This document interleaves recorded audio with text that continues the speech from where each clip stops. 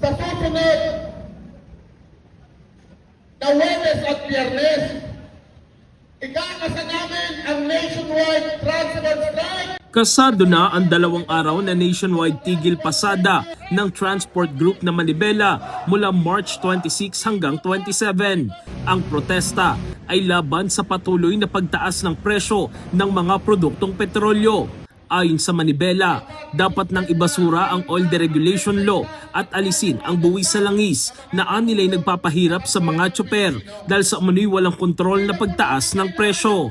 Ang walang pangil na batas na ginawa na ito ng oil deregulation law ay pabor lamang sa mga kapitalista at walang proteksyon ang mamamayan. Sinamantala, bakit? Dahil ang mga nagmamay-ari ngayon ng mga gasolinahan, bukod sa mga businessman, karamihan dito ay mga politiko. Kasama ng grupo sa nationwide transport strike ang mga hanay ng TNVS, UV Express, truckers at motorcycle taxi riders. Sa tansya ng Manibela, aabot sa 250,000 transport workers ang makikilahok sa 2 araw na tigil pasada. 80% po hanggang 90% po talaga ang magtitigil ng operasyon nila pagdating po ng 26 and 27. Dahil sa patuloy na pagtaas ng presyo ng langis, ang dating 500 pesos na kita sa 18 oras na pamamasada ng mga jeepney driver, ngayon ay umaabot na lamang sa 50 hanggang 200 pesos. Gamunggo na lamang ang kinikita namin. Kung dati every Friday ang pagkain ng munggo, ngayon everyday na.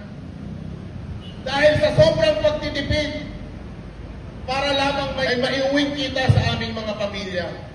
Pero hindi lang daw mga jeepney driver ang apektado. Si Dexter, isang motorcycle taxi rider, napipilitan na mag-extend ng oras ng biyahe para kumita at may maiuwi sa kanyang pamilya. Dati, pagka bumabiyahe ako ng alas 7 ng umaga, hanggang alas 3 ng hapon, uwi na ako dahil kumita na ako. Kaya meron na ako 700, 800. Pero ngayon, kailangan ko mag-extend ng biyahe hanggang alas 9 ng gabi para lang kumita. Kasi 2 beses ako nagpupultang ng motor. Nagpultang ko ng motor ngayon, nasa 450 na dati, 150 to 200 lang. Ang commuter naman si Alona, hindi na raw muna lalabas ng bahay sa gitna ng nakaambang tigil pasada.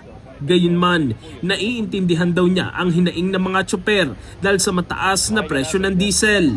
Hindi na lang po kami lalabas ng bahay. Sa mahal po ng gasolina, dapat lang